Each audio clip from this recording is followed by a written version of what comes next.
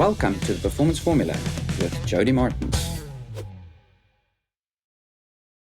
Dr. Chelsea, very welcome to the Performance Formula podcast. It is really, really awesome having you here.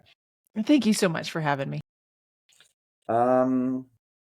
Maybe by way of introduction, feel free to share short, sharp, sweet, a little bit about yourself, just so that we know who you are, what you do, and kind of what this conversation will be about.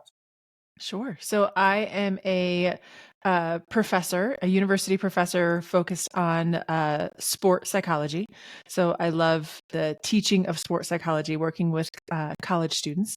And then I also have a kind of consulting business helping athletes with mental performance. And so I personally come from a background in the performing arts. So I do a lot of my consulting in that area mostly with dancers. But yeah, it's the mental game, helping athletes, be happier, more successful while they're pursuing their athletic goals. Awesome. That sounds right up my alley.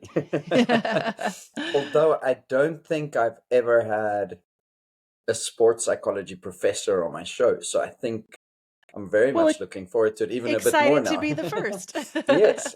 There's always an opportunity for somebody to be the first at something, So Yeah, I'll take it. yeah. So I'm assuming, right? Because if you're a professor, that would say to me that you are very knowledgeable and you have an understanding of sports psychology and mental performance. And you come from a background in dancing then. Mm-hmm. I do, yes. Lived it yourself to a certain degree, I'm assuming. And so I'm very curious, right, how people get to be at their best. And so I play with this idea of that there's a formula to this. There's a formula to performance. And so based on your knowledge, your experience, your understanding, what do you think are some things we should consider if there was such a thing as a formula for performance? Sure. I love this idea. And I think we do often want, give me a roadmap, tell me what to do and how to make this happen. And so with the caveat that everyone is a little different in how they get there, I do think there is some key things that make a difference for performance. And I usually talk about it in kind of these three buckets. There's your mindset, your motivation, how you set goals and track things, and consistency, and the culture around you, like the performance environment. And I think all of those come together to create kind of the most potential for high performance. So if we had to sort of take a bit of time and delve into each of those, right? So if we use say mindset, motivation, culture, and I'm sure there's overlap between them. Oh, sure. Yeah. From a mindset point of view, what would you say are like the key things to be aware of? What is a good mindset? What is not? I don't know. So I think of mindset as from a perspective of a skill set. There are so many mental skills that you can learn and train to kind of have that resource. So just as an athlete might train with a strength and conditioning coach and might talk to a nutritionist and might, has like a position coach for whatever their specialty is. Like we are used to that in a physical realm, but the same is true on the mental side, that there are skills you can be exposed to and practice and learn. So it's things like, cognitive strategies, which are your thoughts. So training your thoughts, training, being able to be really focused on the right things and ignore the distractions that are inevitable to come in. That attentional control is kind of the academic word for that, controlling what you're paying attention to. Yeah. And then your mindset has a lot to do with handling stress and kind of the anxiety and the physical arousal that comes in for an athlete. So I think there are so many mental skills, but I think it's such an asset because athletes are so used to training the physical and will, make the sacrifices and compromise that, and have these big goals, but then just assume that their mindset will never get in the way or will just come along for the ride. And it takes training, just as the physical skills. It's not fast either, which people were like, oh, I'll just change my thoughts and it'll be better. And it's just like a physical skill. You don't master it right away, but you can get there. Yeah. I I love your answer.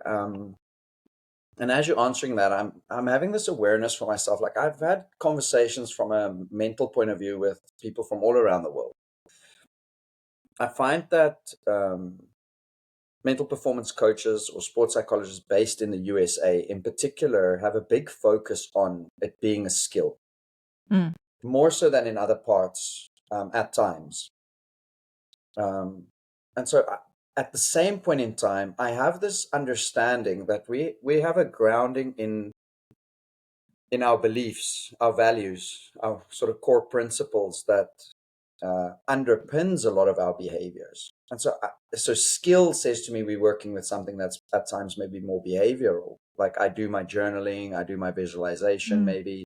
I have some awareness practice where I'm becoming aware of my thinking.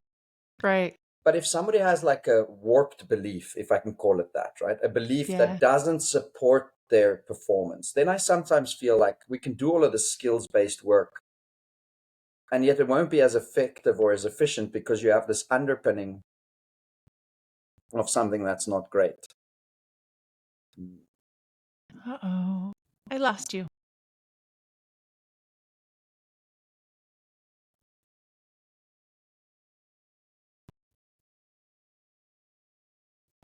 Okay, I can hear there you. you are. You're I back. think we're back. Yeah.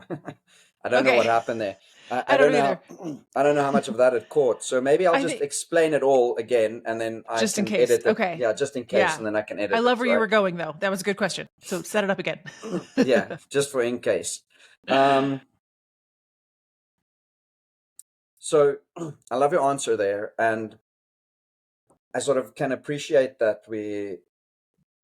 like I say, a lot of the mental coaches I speak about from the US tend to make it about skill, and others from around the world. Yet at the same point in time, I have this understanding that we have beliefs that drive performance. We have this underpinning of like our values and um, core principles that we live by and that we've been taught. And often these things are hidden.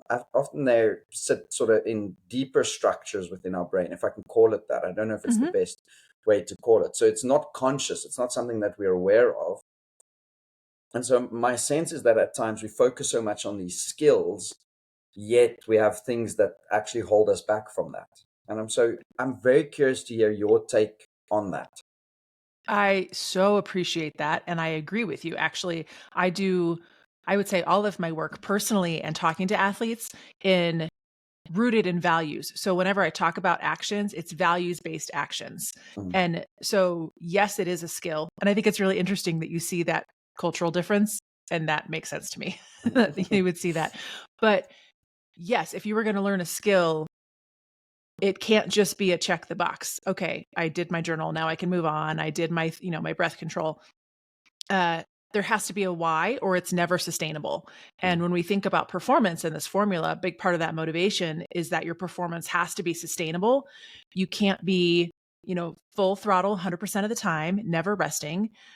You can't expect that like longer career, that sustainability without being rooted in your values. If it's just, I have this formula that my coach told me to do, and I'm just going to get up and do it every day. You won't get up and do it every day, right? You won't have that, the motivation. And then when motivation's not there, discipline definitely won't be there. So it's because it has to be rooted in values. So I personally spend a lot of time on my own values, and I usually talk to athletes about it a lot. And if I work with a full team, we'll do it on that level too. You can also have like your team's values that are when we're making choices about our workouts, when we're making choices about, leadership on the team, like it should all be rooted in those values. So I think that is absolutely the foundation of those skills. And if you skip that part, the skills are not sustainable. What if you have a value that is warped or counterintuitive or not serving you well? What do you suggest about that? Well, maybe firstly, how would you know that it's that? And then if you know that, okay, it's actually this value that's interfering, like what can we do about that in your thoughts? So there's multiple approaches to this from a psychology point of view. I tend to be in the frame of mind of like, I can't tell you that your value is wrong. If that is your value, that is your value. Now, if your value is not leading to the outcome that you want, then it's trying to highlight that gap. So rather than saying your value is wrong, because it's not, if it matters to you and if it's important to you, then that is your prerogative and that's fine. So then it becomes, okay, if you value this, but your actions are not aligning with that, that's usually when we feel, frustrated, or we get upset at our teams, or we're struggling. It's because there's not that alignment.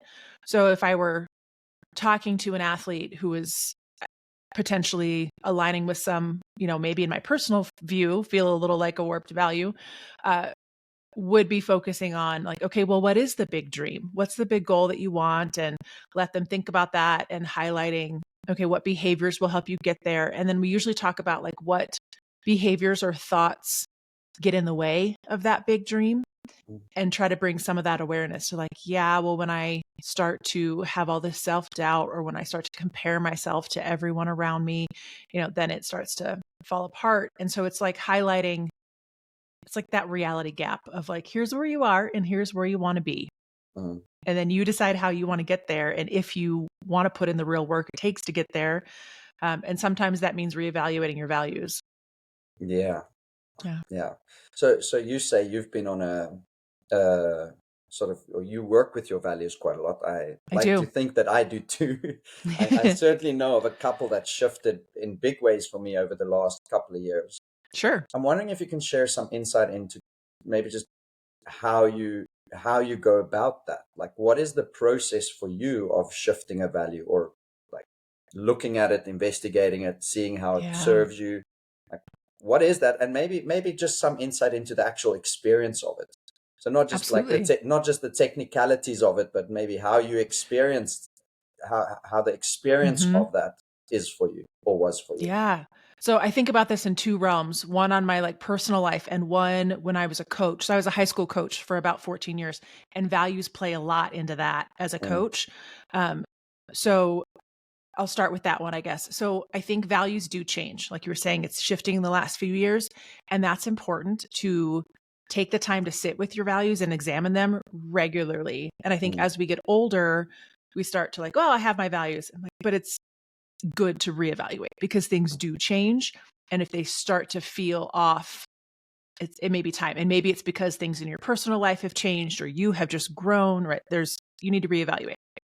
So I guess the technical piece is really, it's really simple, and you can do it with coaches. You can just do it on your own. But looking through even just a big list of values and like what stands out. And like if I do this to a team, and I'll have a big list of values and say, okay, circle all the ones that you think this team should value, mm, this season. And then they have, 20. Like, okay, narrow it down. And we go through this process, narrow it down, narrow it down, narrow it down, until you end up with the 4 or 5 that are really the strongest. And so how that plays out and reevaluating as a coach, I think, is really important to have those core values for yourself, because people will challenge you, whether that's your athletes, it's definitely parents who will challenge you in what you're doing, maybe the athletic directors, like people will push back. mm, And if you were going to make a hard decision, and maybe that's about leadership, maybe that's about changing your program in some way, like you have to make a big call. You better be ready to defend it. And it can't just be because I said so. Like there's so much, leadership work on like that doesn't help the culture of your team. And if we're talking about high performance, that coach is creating that high performance culture. And that means your athletes know your values and they can see you stand in them and fight for them. And, as a coach, I've made some really hard choices, but because I knew like this is who I am as a coach, I value this. I've explained that to my athletes. I've talked about it to the parents. So when I make this choice, I can fully defend where I'm coming from. It shuts down a lot of the pushback. It's like mm, you may not agree with everybody's values, but as a coach, you know who I am and what my program is about, and then you can choose if you are a good fit in this program or not. So mm, it plays out as a coach all the time, a little differently individually, but that's how mm. I see it as a coach. Yeah, yeah. I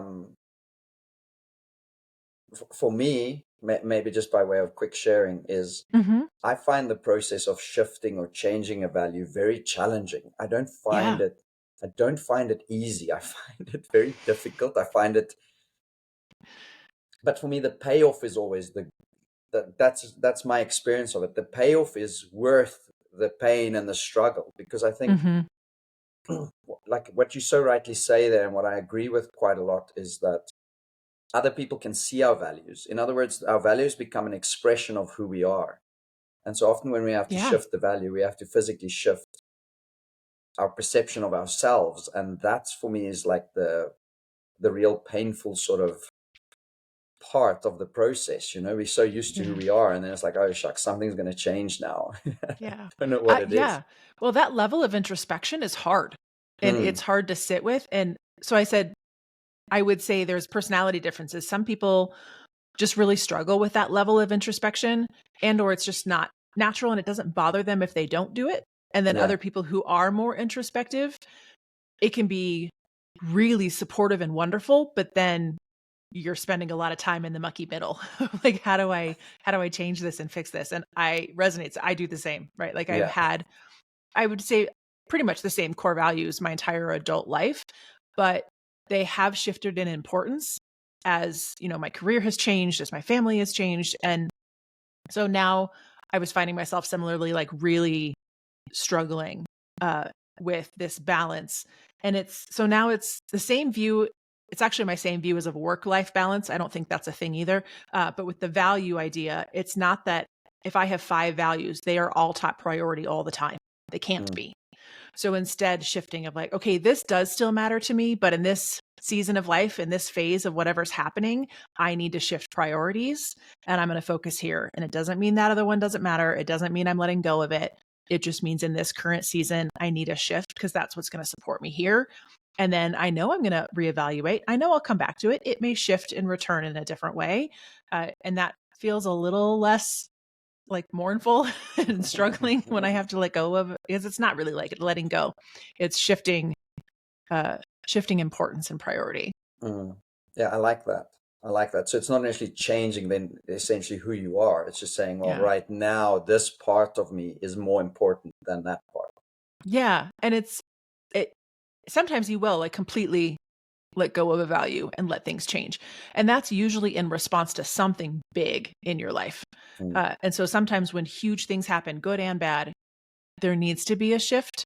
But once we've hit kind of that midlife, I think there's usually, outside of those huge events that maybe not in your control where you would need to reconsider, it is just more about shifting the focus in the moment and what you need. But that takes introspection. But if you're willing to do it, it's really wonderful to have that realignment. Like you said, it feels so much better when you do it. Yeah, the payoff is much better. The payoff is there. Yes. The process is not always so. For me personally, I don't like it, but the payoff is pretty cool. Yeah. And I think that's sport, though. Like the training day in and day out isn't always fun, but the payoff is worth it. And it's I would say it's the same analogy. It's like, do I want to have that intense workout right now? No, but I know that it's going to be worth it. Or I know that, yes, I want to be the kind of person that shows up and does this. So I'm going to, even though it doesn't feel good right now, payoff is totally worth it. Yeah. Brilliant. I'm sure there's plenty in that for a lot of people to sort of get stuck into already, right? And sort of contemplate and think for themselves. You raised the idea of motivation.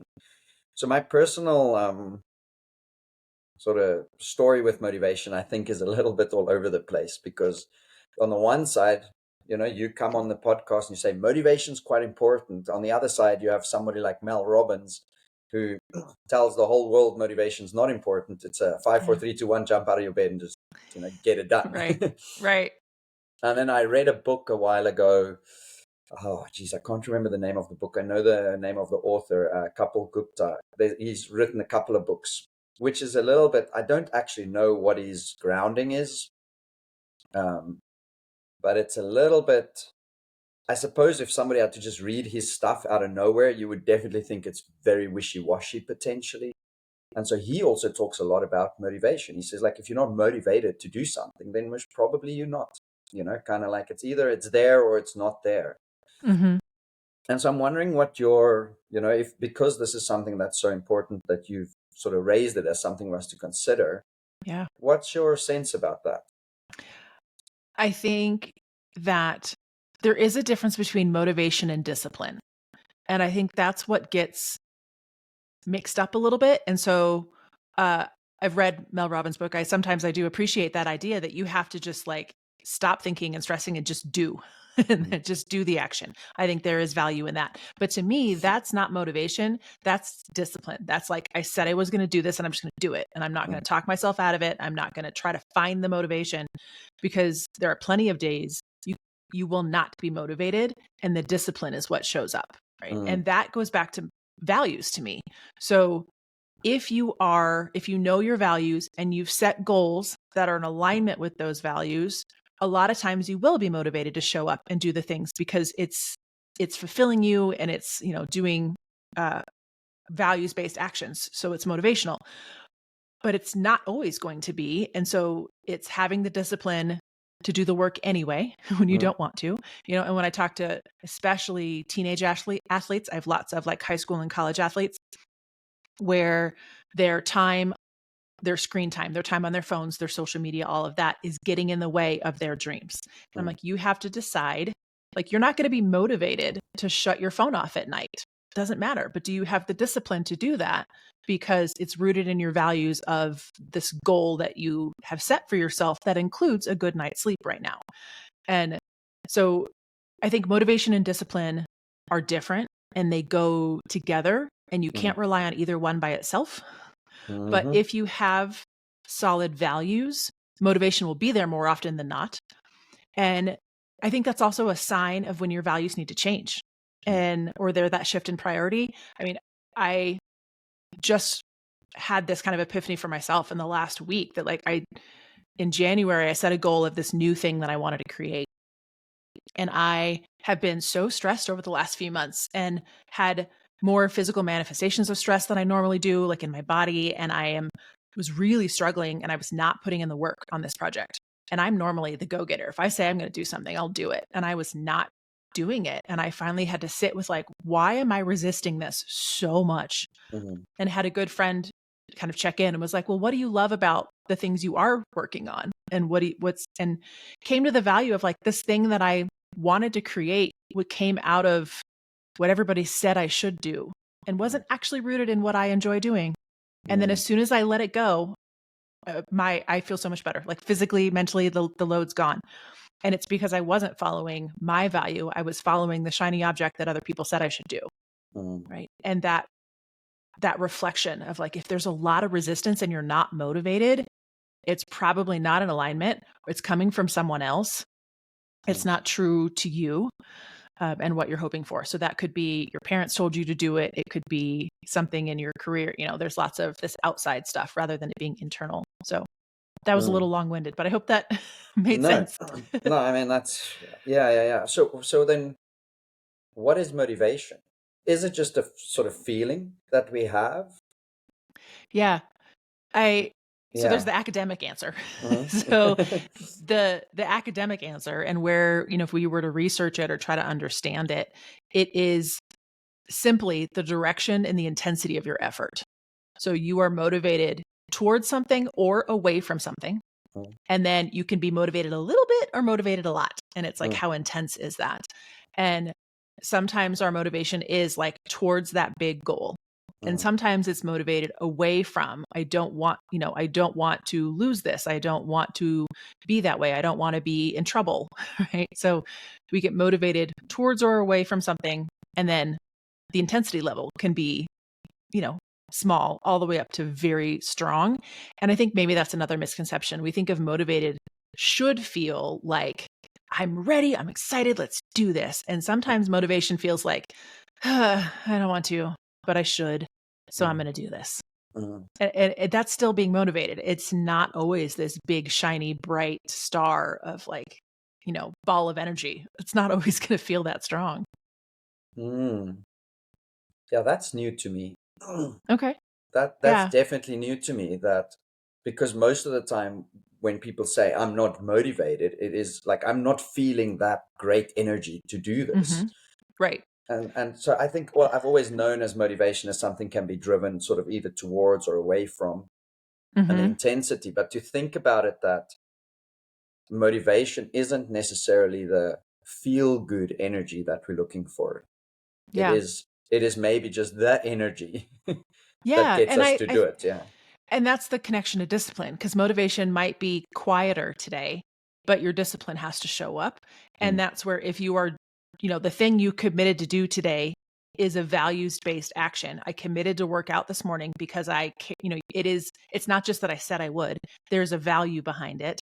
That discipline will get you through when the motivation is quieter.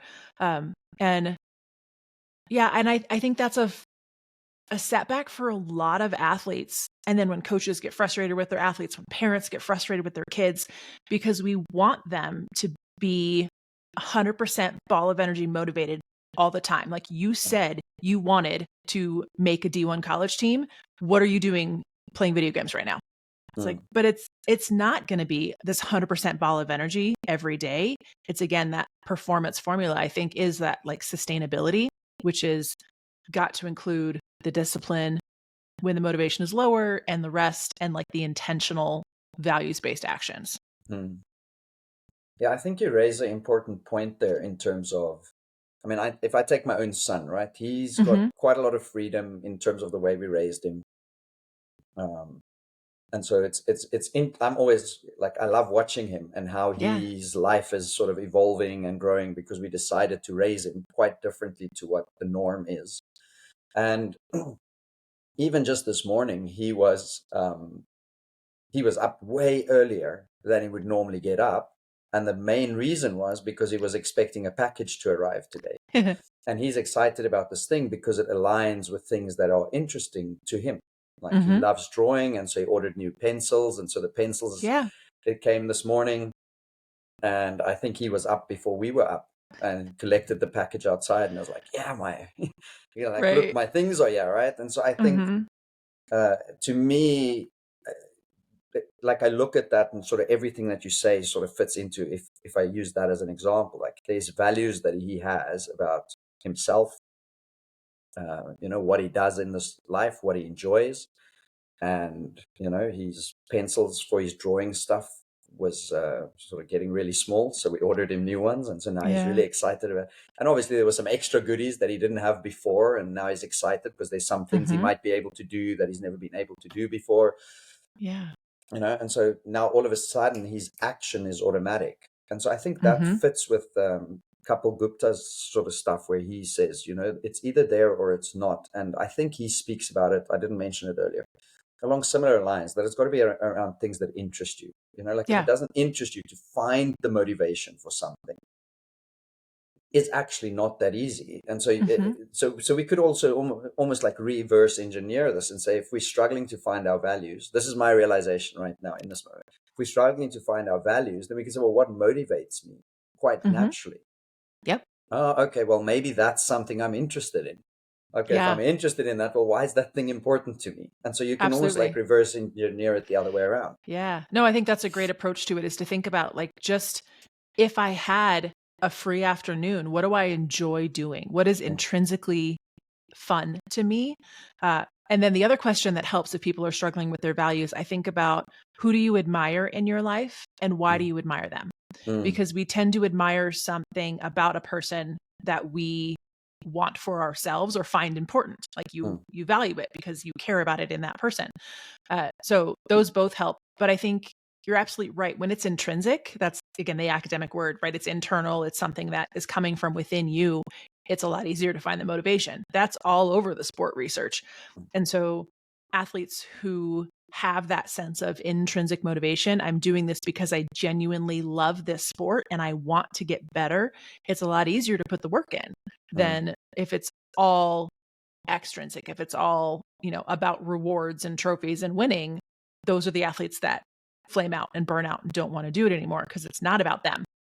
And so from that parenting place too, I think it can be hard to remember to check in with your child's values as well, because sometimes I mean, I'll speak to me as a parent too. Your child says one thing when they're 6 and they're like, I want to do X, this big dream. You're like, all right, I'm going to do everything I can to help you get there. And then in a few years, it may have shifted, but they don't know how to tell you that, or they don't know that you're able to, rethink. And so even having that check-in with your children of like, okay, you've loved drawing for years. Is that still true? Or what do you love about it? Do you want to learn something new? Is it shifting? It's naturally going to shift, but parents will latch on to a child's, one sentence, one desire that they say at a young age. And then sometimes it's their own desire that gets put on their kids, which is a whole other thing. But yeah, it's like, what is their intrinsic motivation?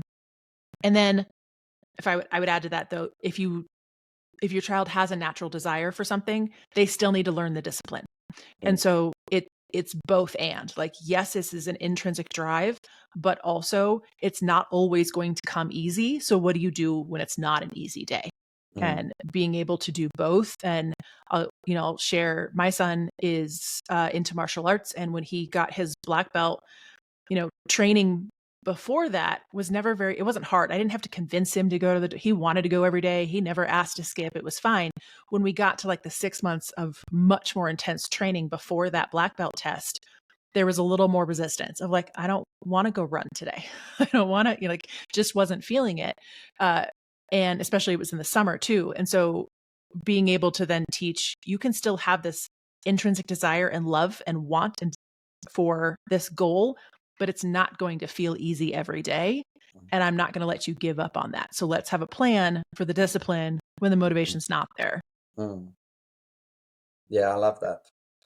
So yeah, I like what you said there. Then it's a both and, right? It's not saying, well, you either have to be motivated or you're not. And if you're not, well, then we're going to leave this. Yeah. Right. Yeah. I don't want my child to just give up on something because like, and I'll feel like it today. I'm like, no, that's not life. Like sometimes you have to show up and do it whether you want to or not because you made a commitment.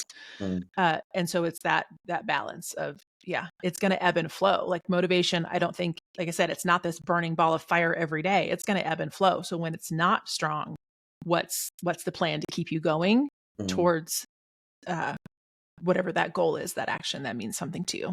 Yeah. And then that's the discipline. Yeah, part of that setting up the discipline is the plan for when it's not going, when it's not natural, when it's not just flowing out of you, then we can say, okay, cool, today is this day. I'll dread my way through it, but I'll get it done. Yeah, but I know what to do. And I like to what you said earlier, I know I'll feel good when it's done. Like I know it'll feel, because it is rooted in my values. If I stick it out today, I know I'll feel good when I did it, even if I don't feel motivated right now. You gave an example of children, and I'm wondering if there's something sort of for parents in this whole thing, right? Because you see, I mean, I coach cricket still, and I do mental performance as well. More often than not with cricketers, although I work with some footballers and I work with sort of other sports athletes too. But we very often see parents have like a little bit of all or nothing approach, right? And a bit of an either or approach at times. You're either committed to this or you're not. Yep. And if you're not, you're wasting my money and we're wasting our time, and we're and I always feel sorry for kids who have parents who go there, right? Into or approach it in that way.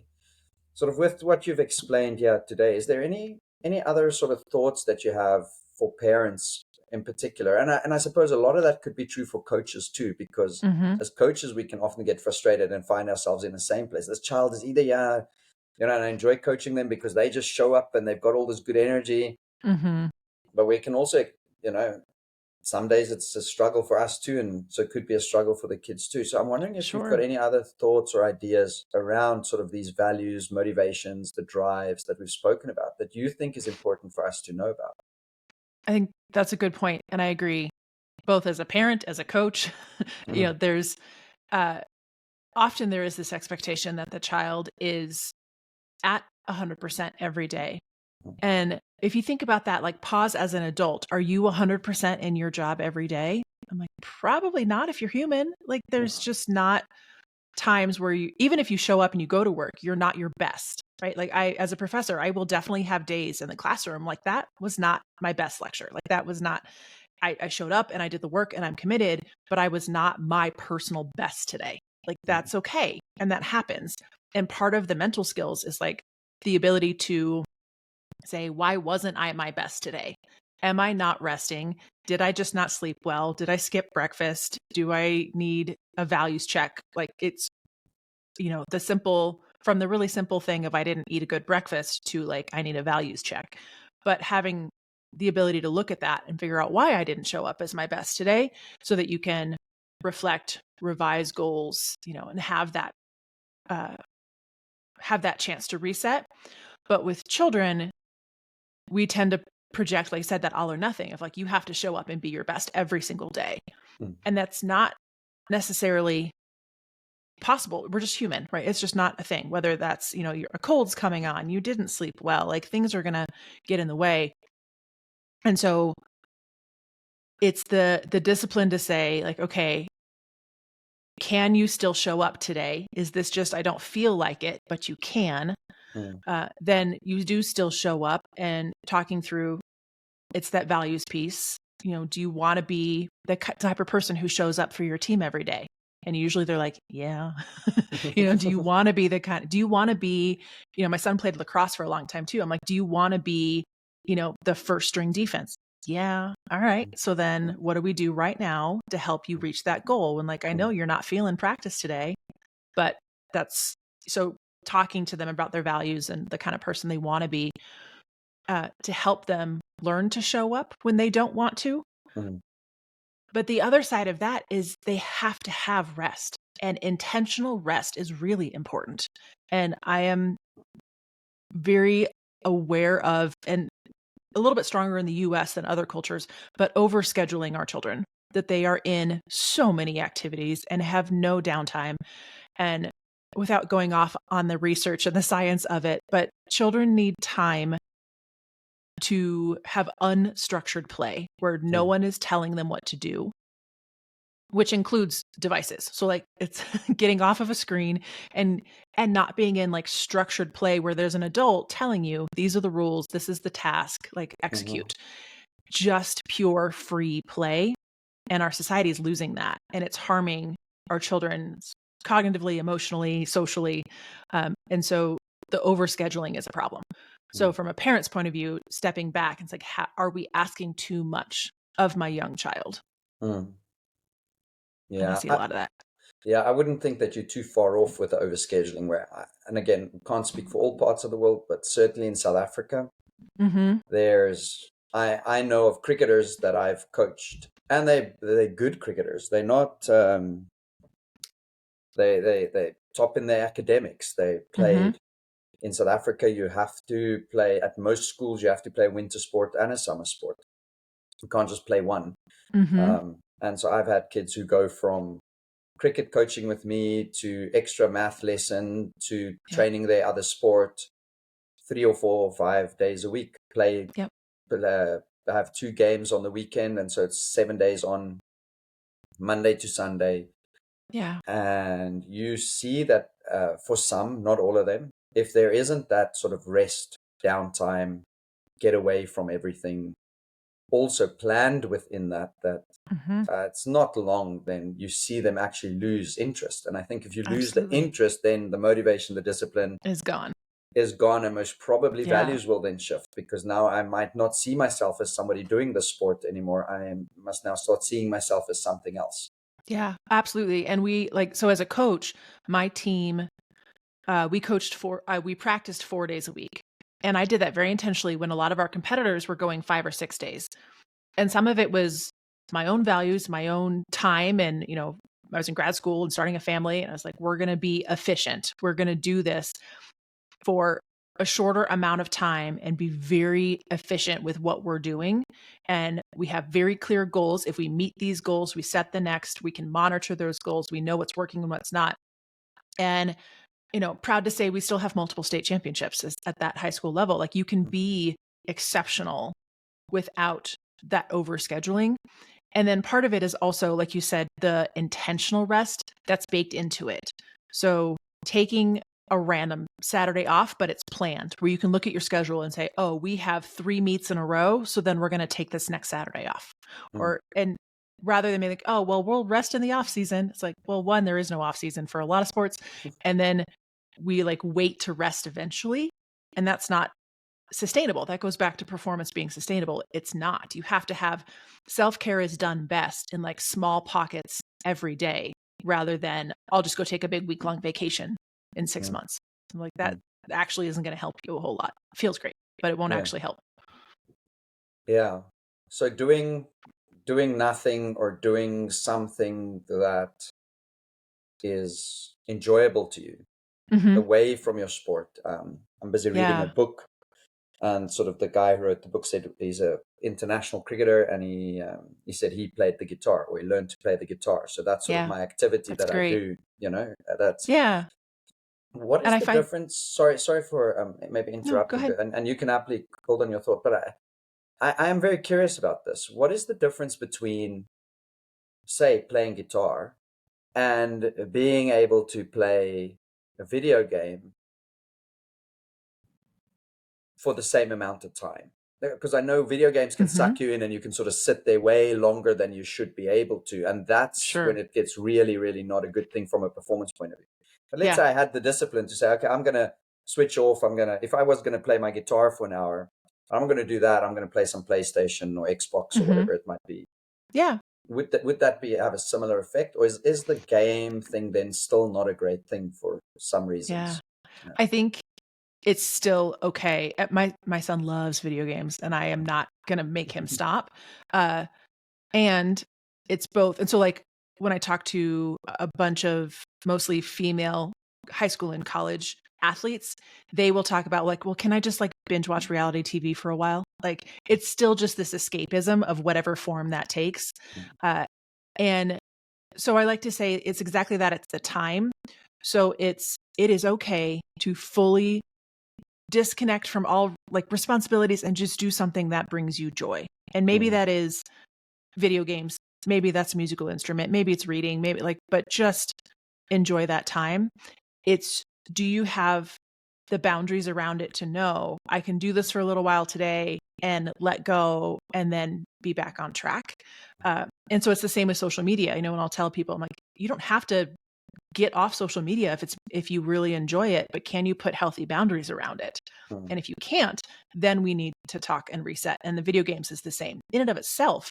Not a problem. And there's actually some great research about skills that can really come out of video game play that can be wonderful. So it's just, does it start to get in the way of your other values? Are you now not spending time with people in person? Are you now not having dinner with your family when you could, and you're not? Are you pulling back from practices? So is it getting in the way? And so when I talk to dancers about this like downtime and rest, I just call it's just healthy activities, whatever that is.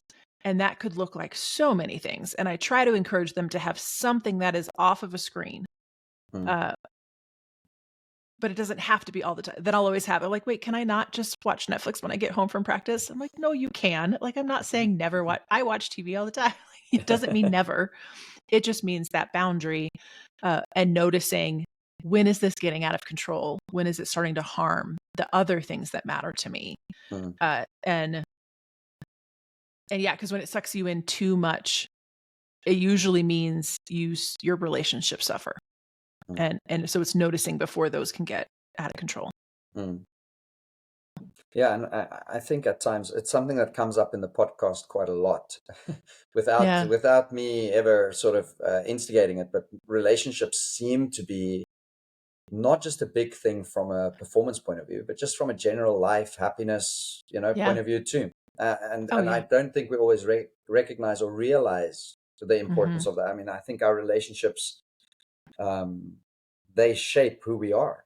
Oh yeah. Yeah. Every relationship you've had, from your relationship with your parents, how you grew up, that shapes who you've become. And so it's the same with coaches, friends, all of these things, And so it's just cool to me that it always comes back. It always comes back, right? But again, it's one of those things. Like I always say, the mental performance stuff, to me, they're all really simple. It's not it's not rocket science. Like Right. it's not like it's these magic things that somebody has that nobody else has, and so, oh wow. It is just these simple things, and you being aware of them, paying attention to them, and saying, okay, Mm-hmm. cool, my relationships are actually important. So what does Right. that mean? What does that look like? And how do I have to adjust to make sure I get that into my Mm-hmm. life, and that they are of the quality that I want them to be? Right. Uh, Oh yeah, I think the same with mental skills. A lot of it is like, well, of course that's what I should do. Of course I should take more small breaks every day rather than waiting for a long vacation. And we can intuitively, or like it feels very simple. I'm like, yeah, I get that. I'm like, as a parent, of course I should, help my child understand their values. But in the moment when they're not putting their cleats on and I'm getting pissed, like I maybe don't react that way. And so it's still small choices every day to notice if you're using those skills when you can and when you need them, and that they take practice. It's one thing to know that you can change your thoughts around something, and it's another thing to intentionally practice it all the time. And the relationship piece, that's why I said at the beginning about culture, because your relationships drive so much of your performance. And that might be your teammates and your coaches. And it's also your personal life, your friends, your partner, your kid, it's the people you're around every day. And again, like you said, taking that intentional place of like, I've been cranky a lot lately. I'm in a funk. And then being like, okay, well, what's happening? Have I not, I haven't talked to my best friend lives out of state. I haven't talked to her in a long time. Okay, well, I could do something about that. I can, make a point of connecting rather than just saying like, oh, I don't have anybody, I'm not connected. Well, then do something. mm. It's always that action place, like Yeah, notice yeah, it and then take action. and then take action. So relationships are often then, so from a sports point of view, and this sort of gets to the third point that you think, or you've sort of brought into the conversation around the performance formula, which is this idea of the culture that Mm-hmm. you're in. Um, so can you maybe just explain a little bit more about your thinking about that and why that is important? Sure. The root of it is what you were pointing out, that we are social beings, that we Mm, are influenced by the people around us, good and bad. And so culture matters. And, if an athlete has really strong mental skills and the strongest internal drive and motivation, but they are in a negative climate in their team, they're not going to reach their potential. They're going to struggle. And so a high performance environment can be created. You have to intentionally create it. It doesn't just happen. Uh, and I think that's the thing with sports too, with parents is like, oh, you learn so much when you play sport. I'm going to put my kid in sports from a young age. And I totally agree that you learn a lot from sports, but sports doesn't like inherently teach you character skills because it's a sport. It has to be in the right environment. And so the science behind that high performance environment, it has to have this element of autonomy, the sense of like you have some choice and control over yourself and what you want and how you do things. And then a focus on mastery, not winning, but like master the skill, see my personal growth and improvement. Winning will come with that, but having a stronger focus on growth and learning and mastery. And then the third piece of that high performance environment is your connection, right? People are going to show up and do the work if they feel like they belong, if they feel like people understand them, if they feel like people know me. And so, coaches who know their athletes outside of just who's your strongest goalie, it's like, no, who is this person outside of who they are in the pitch, and mm, being able to have a true connection. And that's why, team building activities matter, why, athletes who connect with each other and have stronger cohesion perform better. That connection matters mm, as a part of that high performance environment. mm. I find a lot of the athletes I work with, and I don't know if it's true for you, but most of my clients I see from South Africa, right? And I think most of them are from there, but I see clients from all around the world. But I find that most of them struggle with this idea of mastery. Mm-hmm. And I like the three things you mentioned there, sort of autonomy, mastery, connection. But I find like at a personal level, they want to have the career, they want to have the accolades, the performance. Mm-hmm. Yet you're sort of in your little thing, yeah. And I agree with it. Is that it's about mastery, right? It's about learning, Right. growing. Yeah. Do you find like it's similar, yeah, that Yeah. athletes struggle with And that? I do. And it doesn't have to be, again, either or quite so black and white. So what if I have a dancer that will say, like, I want to be on Broadway, I want to, they have that huge goal at the end. That's great. Have that goal. You can be very competitive. You can want to win and let that be a driving force for you. But when you show up to practice every day, it can't be, I have to be perfect today or I have to win today. It's like, no, how do I work on my skills that will get me to that end goal eventually? And so, yes, have the top of the mountain goal, but the day-to-day focus is the mastery. Because if your day-to-day focus is on, perfection and being, the best all, at everything all the time, that's when it's going to hurt your motivation. It goes back to that. It's like, it's hard to show up every day and expect that of yourself. And you're not going to be that person every day. So like, if you are someone who's driven by competition, that's okay. And have that big goal, but focus on some levels of mastery. And, the top athletes, a lot of Olympians, a lot of, professional athletes, they are motivated by both personal mastery and beating other people. Like you can have both, right? You can have, and I think again, like the most elite athletes usually are motivated by both. And so it's not always either or. It's the only time it's a problem is when you are only driven by, I'm only good enough if I win. This is only worth it if I'm the best. I have to be. That's when you have the problem. It's either all mastery or both. What I find, and I don't know if you'd agree with this, well, what I find is that we use them, like we use that big vision, we use it wrong. Yeah. And I think that's what you sort of allude to. It's like we use it as the measuring stick of my performance today. We use it as the measuring stick for my practice today. So I wasn't perfect today. That means I can't achieve this goal, or that goal now seems further away, versus saying that goal is the motivation for me to show up and get better. Right. And so absolutely. I think that's sort of the both end. Yeah. It should be, it can be the gold star. It can be on the vision board. It can be the thing that you want, but it's not going to be the motivation it could be the motivation today. It's not going to do the work today, and shouldn't be the end goal today. So I think so much about motivation is planning and setting goals that are on a much more micro level, and the process goals. So it's not that I'm going to, achieve a certain skill, or, execute, have these stats in the game. It's not necessarily outcome based, or I have to have a certain win-loss record, or like it's about your training. And so they're called process goals of like, okay, if I show up and I do this kind of training, if I do this kind of workout, if I make sure and then it's the rest and recovery too. I'm also going to set a goal to like meal prep and have good snacks before I go to practices. If I do all of these things, that outcome goal is most likely. But the outcome goal isn't the thing that's going to get you there. And that's where I think a lot of athletes were like, well, like you just said, if I had a bad day, so I'm never going to be a D1 athlete. And it's like, okay, that D1 athlete might be 3 years from now. What do you need to do today to make you closer to that? And setting your sense of success today is, did you do something to help move you towards that big goal? Yeah, I like that. On the sort of autonomy, right? I think that, and I might have this wrong, I don't know, but my sense is that I feel like I transformed my coaching ability because I went and I studied coaching, mental performance coaching. And so it changed the way I coach because I have this understanding. And hey, I'm not saying I'm successful at it every single day. I think for me, it's a big awareness. Like, when am I as coach saying too much?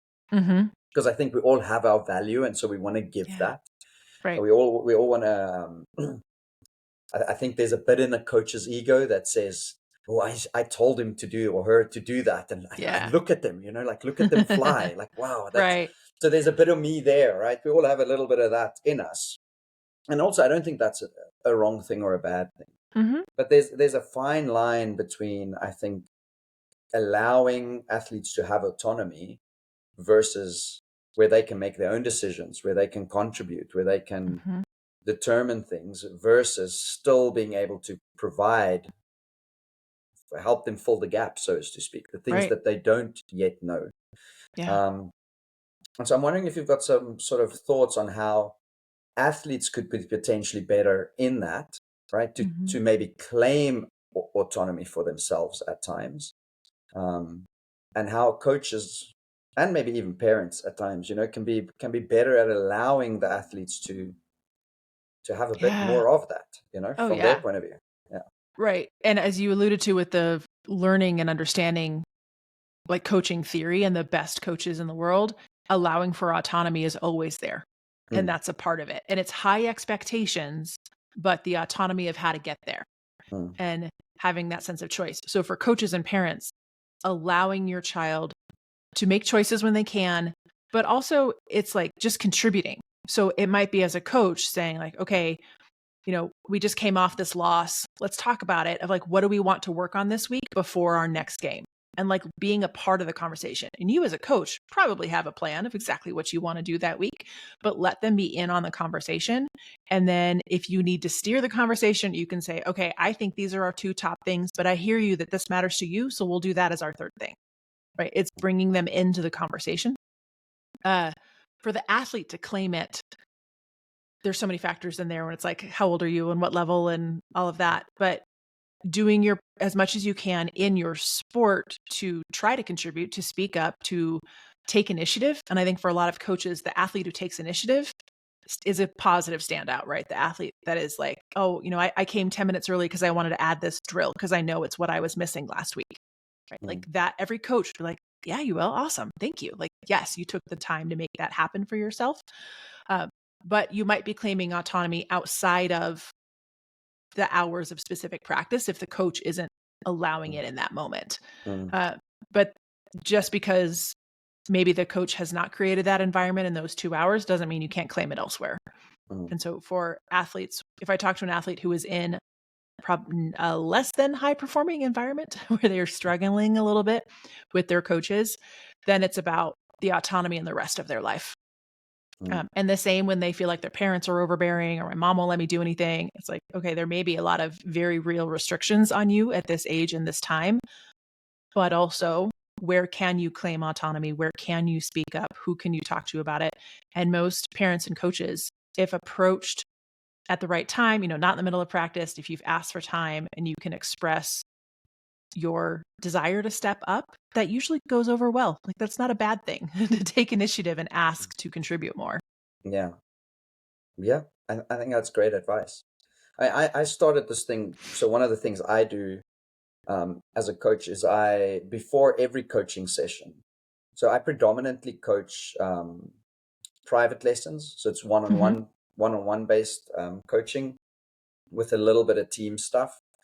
And what I do in the one-on-ones in particular, because it's just me and one cricketer or one sort of client, is my very first thing I do before every session is I ask them, what do you want to practice today? And so I started developing that as a strategy when I learned about autonomy. It's like it's their game, it's their performance.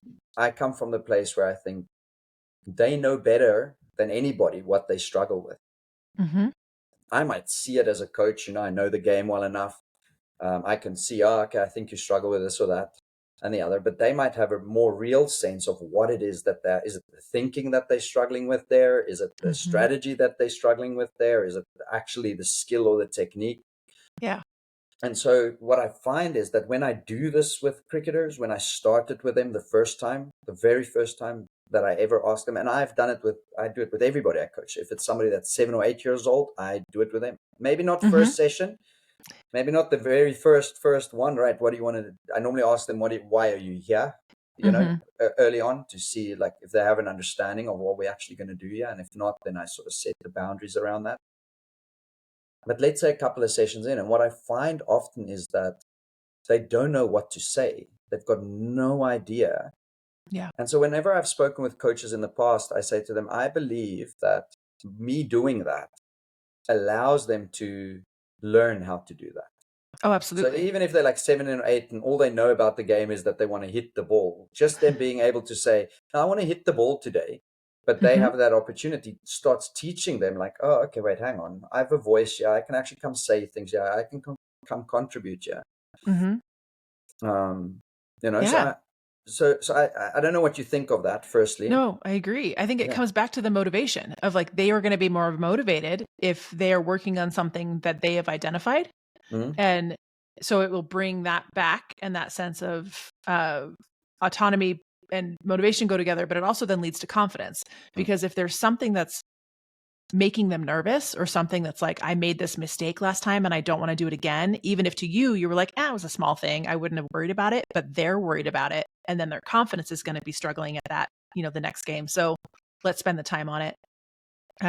It makes a huge difference to ask them that simple question. And to your point, it's teaching them to reflect. And so starting at about the high school level, that's one of my favorite like post-performance questions, is to think about what went really well today. Like, be proud of something. What went well?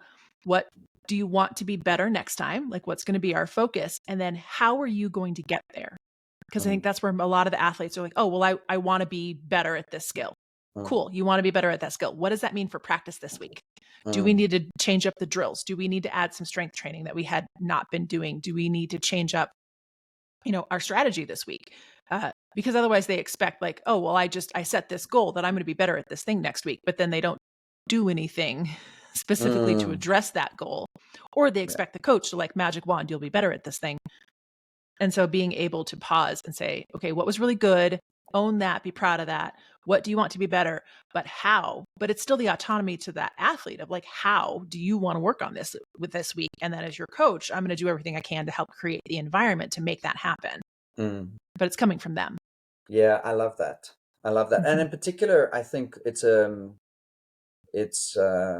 have a realization for myself. I'm very good at asking what did you do well? What did you enjoy today? What do you think we did sort of succeed in? Which way you want to ask that question. What do you want to get better at, improve, but I think I sometimes even neglect to ask so how are we going to do that? Yeah. To them. I normally take that on myself and say, okay, cool. I hear what you're saying. Right. So how are we going to do that? And then I'll figure that out. And that is a coach's job. That's totally fair. But I think, the older the athlete gets, you want them to learn it. You want them to be able to say, like, I set a goal. How am I going to get there? And maybe they don't know right away. Maybe they're like, I don't know. You're like, all right, let's work through this together. Like, what is it that's missing? Is it a mindset thing? Is it a skill thing? Is it a strength thing? Let's try to break it down so we have a plan. Because that works really well at a team level too. If an entire team says, this is what was missing today, okay, how are we going to do that? So then as a coach, if I think we need to add an extra strength training twice a week for the next month, if I just give that to them, they're going to be annoyed. But if they have come to like why we need this and how this will get us there, then they'll show up and do that work much more motivated, back to that, right? Than if it's because it came from them and they were part of the how. Sometimes coaches, it's the magic of like getting them to come up with the idea that you were going to give them anyway, but it brings them to the right, that sense of autonomy comes back. Yeah. I think that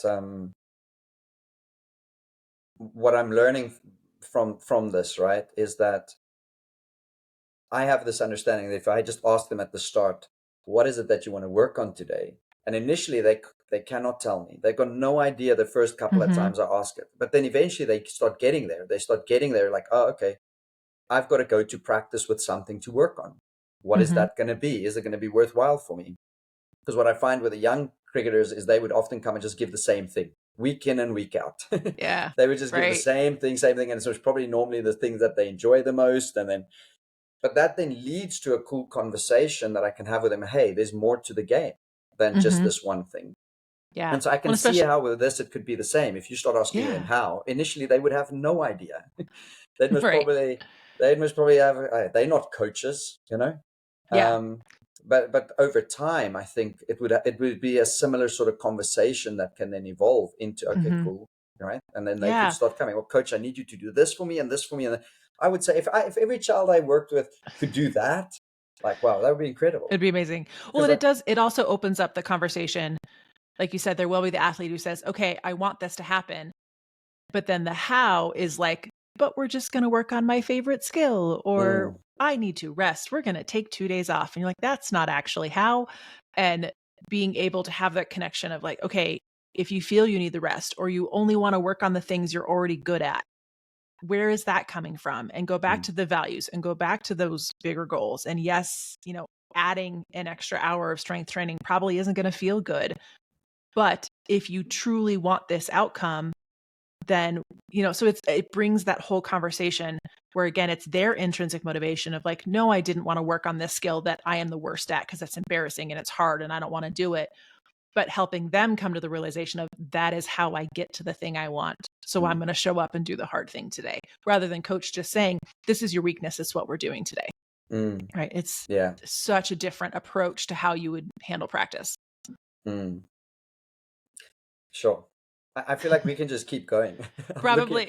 I'm mindful of the time, and I've loved every moment I've spent with you here in this conversation. Oh, thank you. It's great. I think you've certainly sort of brought some things that we must not definitely, like 100% should be considered, I think, for every athlete as part of a formula for performance. Where's your values, where's your motivation, and what is the culture that you're building, and how is that sort of shaping who you're becoming as an athlete and a performer. Dr. Chelsea, if anybody wants to reach out to you, right, what would be the best possible ways for them to do that? Sure. If you listen to podcasts and are in the performing arts world, I have my podcast called Passion for Dance. It talks about all of these mental skills within performing arts. And then otherwise, I'm on Instagram, dr.chelsea.PIEROTTI. Awesome. Thank you very much. I've loved it. Thank you so much. It was wonderful to talk to you. Awesome. Cheers.